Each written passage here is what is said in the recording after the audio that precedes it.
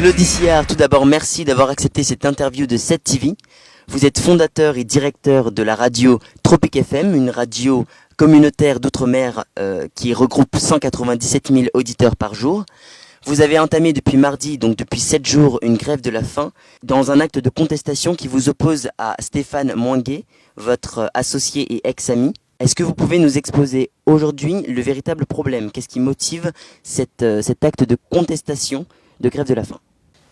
Écoutez, lorsque nous avons créé la radio des Français d'Outre-mer, Patrick Lemur et moi, mon premier associé, l'idée pour moi était de rendre compte de ce que nous sommes ici dans l'Hexagone, de nos ambitions, de toutes les facettes de nos identités et de cette volonté de construire une communauté. Vous savez, nous avons ici en France de petites racines et donc cela veut dire que nous sommes faibles. L'idée c'est de faire grandir ces racines. Et dans un monde de l'hypermédiatisation, lorsqu'on détient un média, eh bien on crée du lien, on permet aussi que cette radio devienne la piste d'envol de toutes ces femmes et ces hommes de talent ou des personnes qui ont besoin de cette radio pour exister. C'est ça le but de Tropic FM. Et lorsque je fais le choix entre 3 financiers de Stéphane Mouangué, qui était effectivement à l'époque un ami, je fais le choix de quelqu'un qui, je pense, comprend ce projet-là. Aujourd'hui, c'est un projet dévoyé et c'est quelqu'un qui a trahi ses associés, Patrick Lemur, qui m'a trahi également lorsque je lui ai, pour assurer une mission de délégué interministériel, lorsque je lui ai confié la gérance. Il m'a demandé de la confier à sa femme, qui serait une gérante de paille, il n'y aurait aucun problème. Aujourd'hui, la situation, nous la connaissons. Il y a une prédation familiale, très clairement, une gestion patrimoniale, mais surtout l'envie de détourner le projet de ce qu'il est. Moi, je ne suis pas aujourd'hui debout pour une histoire de récupérer une gérance. Je suis dans un combat très clairement pour que notre radio, qui a été conçue pour être la radio des Français d'Outre-mer, reste la radio des Français d'Outre-mer et non la radio d'un clan familial qui, par des moyens les plus abjects, les plus immoraux, eh bien, on fait main basse sur une radio communautaire. D'accord. Quand vous parlez d'actes immoraux, vous faites référence à sa vision de la radio, ou du moins à ce qu'il en a fait. Non, il n'y a pas de sa vision. À un moment donné, lorsque le CSA fait un appel à candidature sur un projet précis, sur le 92.6, c'est pour une radio des Français d'Outre-mer. Alors, il y a eu une dizaine de dossiers, à chacun de savoir quel est le dossier le plus efficient, ce que l'on arrive à faire pour qu'on soit à l'image de ce que souhaite le CSA, mais surtout, avant tout, à l'image de notre communauté des Français d'Outre-mer pour leur offrir la meilleure radio. C'est ça le cahier des charges. D'ailleurs, avant d'attribuer la fréquence, le CSA, en février 2007, me dit: vous avez quelqu'un dans votre tour de table qui a mauvaise réputation, nous vous conseillons de vous en séparer. Mais moi, je suis quelqu'un de loyal, et je dis au CSA, je me porte garant pour lui. Et voilà aujourd'hui où je me retrouve. Je suis devant les locaux de ma radio. Je ne peux plus entrer dans ma radio. Je ne peux plus diriger ma radio parce que vous avez encore une fois un clan familial qui a fait main basse. Et puis, summum, pense-t-il me vexer ou m'humilier, les parties communes, là où nous sommes, il y a donc des toilettes. Et vient d'être mis sur ces portes des serrures pour que je n'accède pas aux toilettes. Ça traduit juste l'état d'esprit. Tout comme au moment, 2 jours après avoir commencé mon action donc, de grève de la faim, il publie sur l'Instagram et le Facebook de Tropic FM une photo avec un gâteau en disant il est 16h, Tropic FM c'est pas une boulangerie, hein, c'est une radio, hein. Il est 16h, c'est le moment des gâteaux, c'est bon le gâteau avant un long week-end. Enfin voilà, c'est pour vous dire un petit peu, et ça a outré tout le monde. Les auditeurs qui ont réagi sur Instagram ont dit que c'était inacceptable, inadmissible, et puis ça a créé un tollé un petit peu partout. D'accord.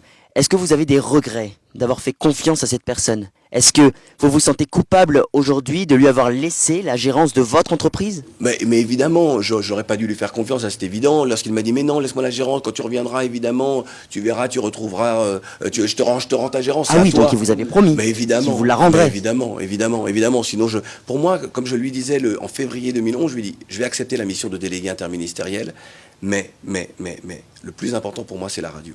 Donc je vais confier la gérance à mon frère. Il me dit non, fais-moi confiance.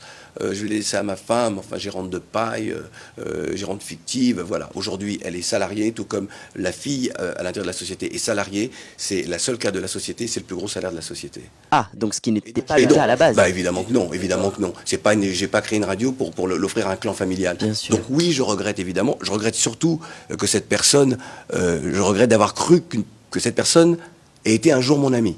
Mais à la limite, ce n'est pas très grave. Nous sommes dans le conflit. L'idée étant de sortir du conflit, de trouver des solutions qui tiennent compte des intérêts de l'un et de l'autre. D'accord. C'est ça dans la vie. Bien sûr. Est-ce que vous l'avez vu récemment? Est-ce que vous avez pu parler de solutions, d'une éventuelle réconciliation? Non, il y a eu puisque lui m'a proposé de vendre ses parts le 29 août 2013. D'accord. Il m'a dit, je te vends mes parts, je veux 5,5 millions d'euros. C'est le prix du renoncement. Dans certains milieux, ça s'appelle vous mettre à l'amende. Hein. Chez les voyous, c'est ce qu'on dit. Hein. D'accord. Voilà. Et donc, ça a été très, très, très conflictuel, extrêmement violent, et je subis les pires humiliations, mais encore une fois, je suis pas quelqu'un qu'on humilie. Regardez-moi, j'ai pas nous savons où sont nos combats, quel est le but que nous poursuivons. Alors ceux qui envoient des flèches sur le côté, je veux dire, on évite les flèches où ça nous pique un petit peu, mais on continue à avancer. Ce qui est important, c'est le but. Cette radio, c'est la radio d'une communauté, et nous, ici, dans l'Hexagone, ici, en France, nous avons besoin de nous construire aussi à travers notre média. Alors, en ce qui concerne la vente de ses parts, moi je lui ai fait des propositions extrêmement intéressantes. Malheureusement, il n'a pas accepté, hein, bien supérieure à la valeur en réalité de ses parts. Et vous me disiez, est-ce que nous avons des contacts? La dernière fois qu'il m'a appelé, c'était au début de ma grève de la faim, c'était pour m'insulter et pour me promettre toutes les foudres. D'ailleurs, au moment où je vous parle, j'ai appris hier que si j'étais redescendu dans le parking, il y avait quelques gros bras qui m'attendaient pour m'apprendre la vie, si je puis dire. Ah, donc ça va quand même très loin. Vous ne pouvez même pas imaginer, moi de toute façon il y a eu des plaintes portées l'année dernière, vous ne pouvez même pas imaginer jusqu'où ça va. D'accord. Et pour vous, est-ce que le CSA joue vraiment son rôle? Il a dit être prêt à exercer une mission de conciliation. Quelles sont les démarches qui ont été faites dans ce sens? Oui. Pour l'instant, c'est les uns travaillent avec les autres. Et puis maintenant, désormais, il y a une pression politique parce que je suis dans cette situation-là, parce qu'il y a des plaintes qui sont importantes, parce qu'il y a toute une communauté qui aujourd'hui se soulève, fait entendre sa voix. Vous êtes sur les réseaux sociaux. Même moi, je suis extrêmement, je suis touché, mais étonné qu'il y ait une telle montée de boucliers, qu'il y ait des personnalités qui s'expriment également, qui s'expriment de façon très claire. Je pense à des artistes qui disent vous ne diffusez plus notre musique tant que le problème ne sera pas réglé, hein, et qui disent je suis Claudie, donc on ne peut pas être plus clair. Donc voilà, lui n'a pas de légitimité à faire ça. Mais vous savez, c'est comme un chien qui attrape un os et il le tient. Et vous savez, un chien, lorsqu'il a volé un os, il ne veut pas le lâcher. Hein. Donc voilà. Mais lui, c'est un être humain, donc il devrait avoir un peu de raison. On vous remercie en tout cas pour cette interview et en espérant que ça va se régler. Ça devrait, c'est ce que je souhaite. L'acte qui est le mien aujourd'hui, cette grève de la faim, cette action, c'est une violence retournée contre mon corps, mais c'est un acte pacifique et c'est un besoin de dialogue avec les uns et les autres afin que nous trouvions des solutions. Lorsqu'il y a conflit, il faut toujours chercher la solution et pas envenimer le conflit. Et malheureusement, mon associé et ex-ami est très décevant et il ne cherche encore qu'à aller jusqu'au bout du conflit. Mais il perdra.